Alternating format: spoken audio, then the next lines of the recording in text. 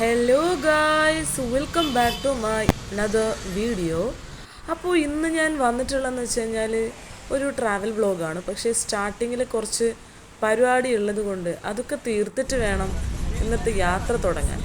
അങ്ങനെ ഞാൻ ആ പരിപാടികളൊക്കെ തീർത്തിട്ട് ബാക്ക് ടു റൂമാണ്. അവിടെ പോയിട്ട് എനിക്ക് തിങ്സൊക്കെ എടുത്തിട്ട് വേണം എനിക്ക് പോവാൻ.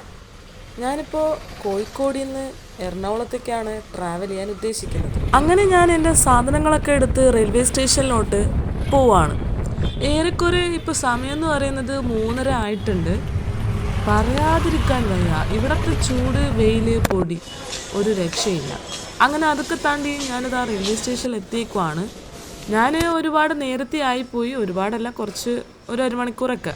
അതുകൊണ്ട് പ്ലാറ്റ്ഫോം ആ സമയത്ത് കൺഫേം ആയിട്ടില്ലായിരുന്നു. പിന്നെ പ്ലാറ്റ്ഫോം കൺഫേം ആയപ്പോൾ ഞാൻ അവിടെ വന്ന് നിന്നു. അങ്ങനെ കുറേ നേരത്തെ ഇരുത്തത്തിന് ശേഷം എൻ്റെ ട്രെയിൻ വന്നു. അതെ ഗൈസ്, ആദ്യത്തെ എൻ്റെ വന്ദേ ഭാരത് യാത്രയാണ് നിങ്ങളിപ്പോൾ കണ്ടുകൊണ്ടിരിക്കുന്നത്. ഒരുപക്ഷെ എല്ലാവരും കയറി ട്രൈ ചെയ്തതിന് ശേഷം ഏറ്റവും അവസാനമായിരിക്കും ഞാനിവിടെ കയറാൻ പോകുന്നത്.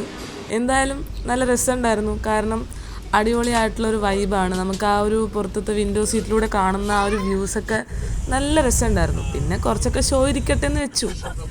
അങ്ങനെ ആ ഒരു ഗ്രീനറിയൊക്കെ കണ്ട് ഞാനിങ്ങനെ യാത്ര തുടർന്നുകൊണ്ടേയിരുന്നു. സത്യം പറഞ്ഞു കഴിഞ്ഞാൽ ഞാൻ ഒരുപാട് രാവിലെ ഓടി നടന്നതിന് ക്ഷീണം എന്തായാലും ട്രെയിനിൽ കയറുമ്പോൾ കിടന്നുറങ്ങണം എന്നൊക്കെ വിചാരിച്ചിട്ട് എനിക്ക് ഉറങ്ങാനേ തോന്നിയില്ല. കാരണം അവിടുത്തെ സീനറി തന്നെയാണ്. അപ്പോൾ അതൊക്കെ ഞാൻ കണ്ടിങ്ങനെ ഇരിക്കുമായിരുന്നു. എനിക്ക് ഉറങ്ങാനേ തോന്നിയിട്ടുണ്ടായിരുന്നല്ല സത്യം പറഞ്ഞാൽ. പിന്നെ സ്നാക്സൊക്കെ ഞാൻ അതിൽ തന്നെ ആഡ് ആക്കിയായിരുന്നു. കാരണം നമുക്ക് നോമ്പ് തുറക്കാനായിട്ട് എന്തെങ്കിലും സാധനം ആ ഒരു ടൈമിൽ വാങ്ങാൻ പറ്റിയില്ലായിരുന്നു. അപ്പോൾ ഇത് എന്തായാലും ഇരിക്കട്ടെ എന്ന് വിചാരിച്ചു. സാധാരണ ട്രെയിനിനേക്കാളും വളരെ നല്ല രസമായിട്ടാണ് നമുക്ക് സീനറി ഇതിൽ കാണാൻ പറ്റുക. ഒരേ പേജിൽ തന്നെ സന്തോഷവും സങ്കടവും നിറഞ്ഞ ന്യൂസ് പേപ്പർ ആയിരുന്നല്ലോ ഇന്നത്തത്.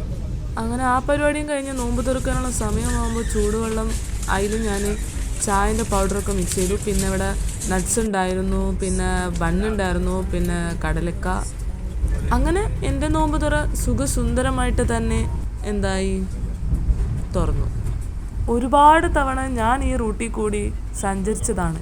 എന്നിരുന്നാലും നമ്മൾക്ക് ഓരോ തവണയും വ്യത്യസ്തമായിട്ടുള്ള കാഴ്ചകളും അനുഭവങ്ങളും ഓരോ യാത്രയിലൂടെ നമുക്ക് ആ ഒരു സംഭവം തരുന്നുണ്ട്.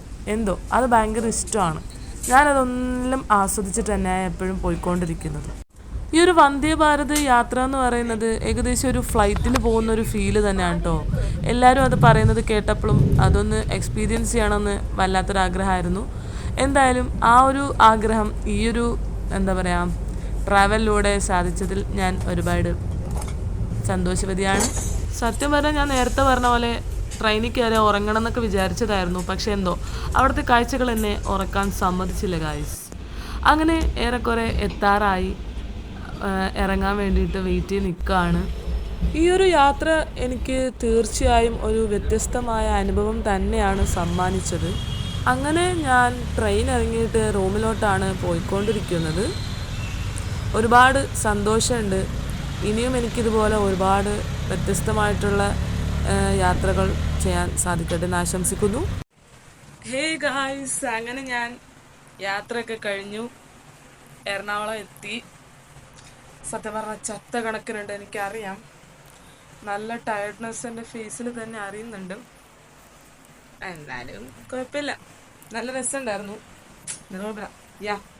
അപ്പോൾ ഇന്നത്തെ എൻ്റെ ഈ വീഡിയോ ഞാനിവിടെ അവസാനിപ്പിക്കുകയാണ്. എല്ലാവർക്കും വീഡിയോ ഇഷ്ടപ്പെടുമെന്ന് വിചാരിക്കുന്നു. അപ്പോൾ ഇഷ്ടപ്പെടുകയാണെങ്കിൽ ലൈക്ക് അടിക്കാൻ മറക്കല്ലേ. പിന്നെ സപ്പോർട്ട് ചെയ്യുക. Yes, by.